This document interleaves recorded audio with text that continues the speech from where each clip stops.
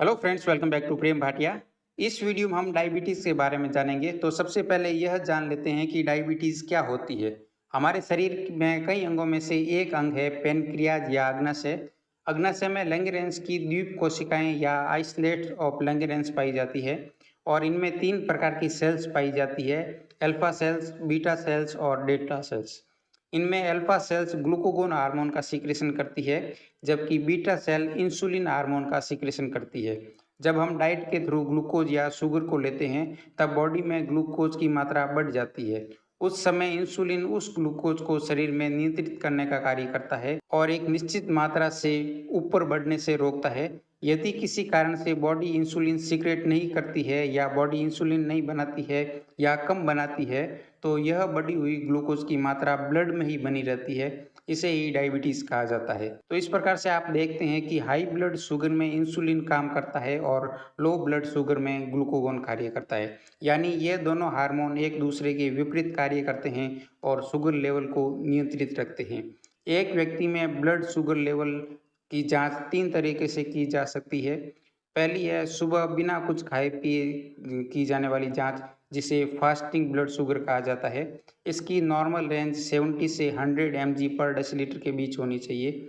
दूसरी जांच, जिसे पीपी या पोस्टपैंडाइल ब्लड शुगर कहा जाता है, यह खाने के 2 घंटे बाद की जाती है और इसकी नॉर्मल रेंज 120 से 140 के बीच होनी चाहिए।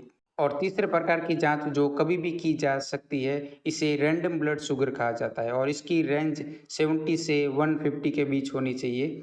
यदि किसी में ब्लड शुगर लेवल नॉर्मल से ज़्यादा होता है, तो उस कंडीशन को हाइपरग्लाइसीमिया कहा जाता है। यह डायबिटीज़ का पहला लक्षण है।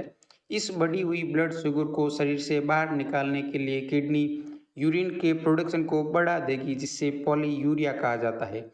यह डायबिटीज़ का दूसरा लक्षण है। बार बार यूरिन जाने से वाटर लॉस होगा, जिससे अधिक प्यास लगेगी। इसे पॉलीडिप्सिया कहा जाता है। इसके अलावा यद्यपि ब्लड में ग्लूकोज उपस्थित है, लेकिन यह ग्लूकोज शरीर की सेल्स तक नहीं पहुंच पाने के कारण बॉडी को एनर्जी नहीं मिलेगी, जिससे थकान बनी रहेगी और भूख भी अधिक लगेगी। इसे पॉलीफेजिया कहा जाता है। डायबिटीज़ को आप इस ग्राफ से बेहतर समझ सकते हैं। ग्रीन कलर के लाइन चार्ट एक सामान्य व्यक्ति का है, जिसमें व्यक्ति के डाइट लेने पर शुगर बढ़ती है और 2 घंटे के बाद यह नॉर्मल में लौट आती है।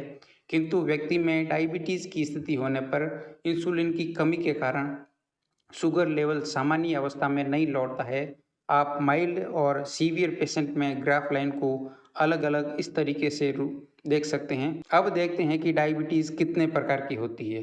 पहले प्रकार की डायबिटीज़ को टाइप 1 या आईडीडीएम यानी इंसुलिन डिपेंडेंट डायबिटीज़ मेलाइटिस कहा जाता है।